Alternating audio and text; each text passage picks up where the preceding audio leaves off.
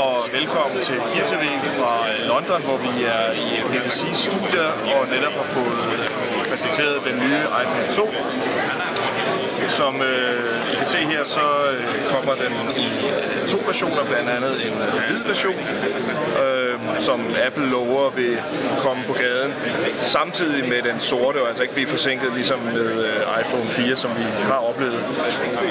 I forhold til iPad 1, så er iPad 2 først og fremmest markant tyndere.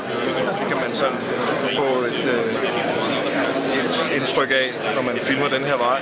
Den har mere afrundede kanter, og så har den som en mest central nyhed måske to kameraer. Det ene det sidder heroppe, og det andet sidder her, som man kan filme sig selv, og det store kamera kan filme i HD. Derudover så er de fleste af forandringerne at finde indeni. Der er en A5-chip, dual-core, som betyder, at både processorkraft er fordoblet, men især at grafikken skulle blive, altså afviklingen af grafikken skulle blive væsentligt bedre.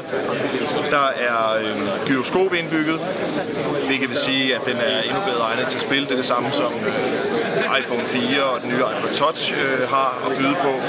Og så er der den nyeste version af iOS indbygget i den her iPad, nemlig iOS version 4.3, som blandt andet byder på nogle nye apps og forbedret AirPlay, forbedret iTunes. Her, i stedet for den her case, som tidligere var standard accessory til den gamle iPad, så har vi nu fået det her cover, som sidder fast med en magnet på siden af iPad'en her, og som beskytter skærmen, og som oven i købet får iPad'en til at, altså hvis man lukker det i, så lukker skærmen, og når man åbner det op igen, så starter skærmen op igen. iPad 2 kommer til Danmark den 25. marts, og som sagt i begge modeller, både den hvide og den sorte, og prismæssigt kommer den til at ligge fuldstændig på niveau med den første iPad, det vil sige, at der kommer til at være to modeller, en med 3G og Wi-Fi og en udelukkende med Wi-Fi, og så kommer de så i tre forskellige størrelser, 16, 32 og 64 GB, og det bliver samme priser for de her forskellige versioner og de forskellige modeller, som den nuværende iPad bliver solgt til.